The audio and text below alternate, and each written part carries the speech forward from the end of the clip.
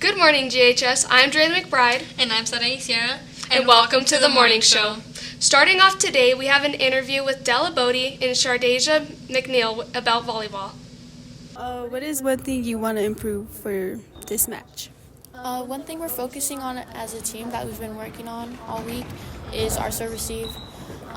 We do really bad in serve receive, so I think once we get those balls better placed to our setter, we could benefit off that. So I think we should focus on that today. Okay. Thank you for your time. Have a nice match.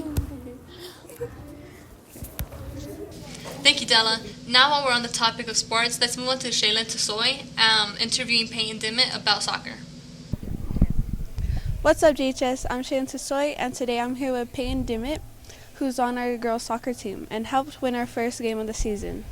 So you guys played against Pewaukee, who's actually in our district. What was the score?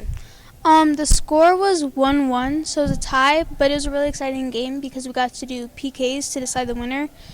And our goalie, Aaliyah, who's absolutely amazing, blocked some of the PKs, which led us to win. Oh, wow, that's pretty cool.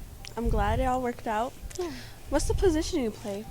I honestly play all over, but I usually play either right or left midfield. Oh, okay. That sounds interesting. Did you and your team meet your expectations from the beginning of the game? I would say in some ways, yes. We communicated a lot better than we have in previous games. We pressured through the heat because it was very hot that day. And we didn't bunch up as much. We were spread out throughout the field, which helped us communicate more. That's pretty good. I'm proud of you guys. What are your takeaways from it? Takeaways was we really need to work on that communication and our shooting. We need to be more confident in our shooting. Because I feel like we could have gotten a lot more goals and our score could have been a lot higher if we would have just had the confidence to shoot sometimes. Okay. Well, I'm pretty sure you guys can do it. Overall, did you enjoy it? Any interesting moments? I did really enjoy it. It was a high-stakes game. There was a lot of intensity because it went to a tie in PK. Yeah. So we were on the sidelines really cheering on Aaliyah because that's all we could do at that point. And so I thought that was a really cool game to be a part of and watch. That's really good. I'm glad to hear that. So when's your next game? Our next game is on Monday against Gallup. It's a home game. Okay. Well, thank you. That's all I have today. Thank you for your time. Yeah, of course. Thank you, Shaylin. Now on to Jenna, Peyton, and Marley, who have a Who's Most Likely game. Okay. Hi, I'm Jenna Chavez. I'm here with Kylie and Maya, and we're going to be playing Who's Most Likely To. Okay, so both of you raise Kylie's shoe. Both of you raise Maya's shoe. Okay, now I'm going to ask you guys some questions. So, who has better style? Who's funnier?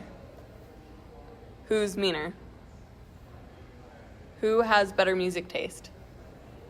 Who's most likely to be arrested?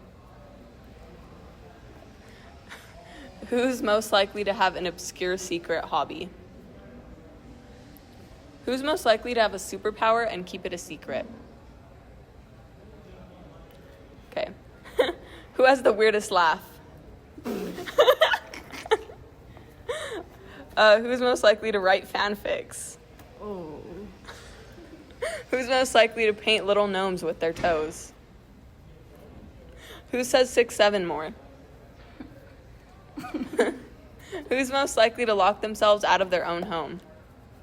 Who's most likely to clap when the plane lands? Who's most likely to become a meme? Who's most likely to be late to their own birthday party? Who's most likely to die first in a horror movie? Okay, well, that's all we have for you guys today. Thank you. Hi everyone, I'm Peyton, and today I'm here with Caleb and Cole, who are going to play Would You Rather, or Who's Most Likely. Can you guys hold up Cole's shoe? Hold up Cole's shoe. Can you hold up Caleb's shoe? Okay. Who has the better style? Who's funnier? Who's meaner? Who has the better music taste? Who's most likely to be arrested? Who's most likely to have an obscure secret hobby? Who's most likely to have a superpower and keep it a secret? Who has the weirdest laugh? Who's most likely to write fanfics? Who's most likely to paint little gnomes with their toes? Who says 6, 7 more? Who's most likely to lock themselves out of their own home? Who's most likely to clap when the plane lands? Who's most likely to become a meme? Who's most likely to be late to their own birthday party? And last but not least, who's most likely to die in a horror movie? All right, that's all we have. Thank you, guys. Thank you guys, that looked very fun.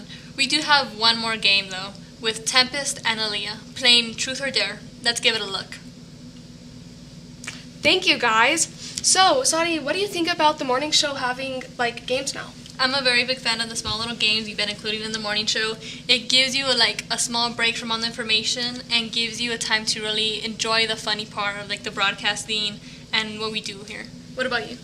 I do agree with you. They're just like super fun and eye-catching, and they're just really cool games. Everybody so far has really liked them. Now moving on to Adriana talking about the upcoming parent-teacher conferences. Hi, I'm Adriana Dean here with Anger Jack Productions, and I'm here with Mr. Gonzalez. I am going to be asking him questions about parent-teacher conference. Okay. So, why do you think it's important for parents to come to parent-teacher conference? First, I think it's good for us to meet parents, just so they know who we are and they can see our faces, just to kind of, I don't know, just for that, right? Just so they know who we are. And then there's some other things like, sometimes there's information that we need to share with them that we can't always do. And then sometimes we have questions for them about, their son or daughter about their performance in class. And so we just it's good to meet them so we can just talk about stuff. You know what I mean? Yeah. Yeah. What's the benefits of parent-teacher conference? I think one of the main benefits really is that if a kid is struggling, not especially, but let's say a kid is struggling, and as a teacher, I'm trying to figure out, let's say it's you, you're obviously not struggling, but let's say you're struggling in class, and they might know something that could help me reach you, or they might say to me, you know what, she's struggling a little bit, or something's going on in her life. It helps us understand things a little more, and not just because if there's problems. Honestly, the benefit is, again, I'm going back to my first answer, that we get to meet them and we say to them, you can text me anytime, you can call me if you have any questions about your child. Yeah. Do you see a lot of parents come to parent-teacher conference? We do see a lot of parents. I think oftentimes there are parents of kids that we really want to see that we don't get to see. And that's not for any reason, and that's not a criticism of parents, but sometimes we really, really need to see a parent for any various amount of reasons. But we do see a lot of parents, which is great, and we would love to see every parent come through, if at all possible. Yeah. Yeah. So what do you have to say to everyone to get them to come to parent-teacher conference? Well, I promise I will take a shower. No, I'm kidding. No, what I would want to say is that maybe even parents are nervous about coming here to talk to teachers.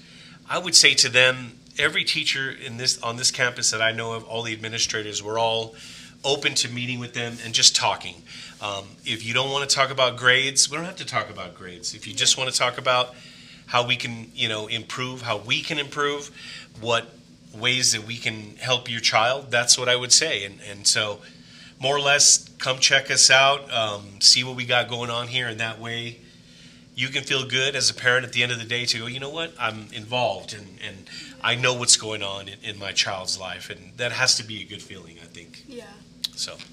Well, thank you for today's answers. And, sure. That will be all for today. Make sure to go to Parent-Teacher Conference Friday, September 12th. Bye. See you then. Thank you, Adriana. Speaking of upcoming events, Powder Puff is right around the corner. But before we can start prepping, we need to make sure we have all safety paperwork like contracts, physicals, Dragonfly, and concussion courses turned in no later than today. If you have questions, be sure to talk to your class sponsor if you have a contract or need help with anything. On a serious note, September is Suicide Prevention Awareness Month, a time to remember those we have lost to suicide, acknowledge the millions more who have experienced suicidal thoughts, and support the families and communities that have been affected by suicide. It is also a time to uplift the voices of those whose lived experience and provide resources and information to help prevent suicide. In the coming weeks, we'll be sharing social media posts on all of our pages and key information about how we all can create connections to community and ultimately save lives.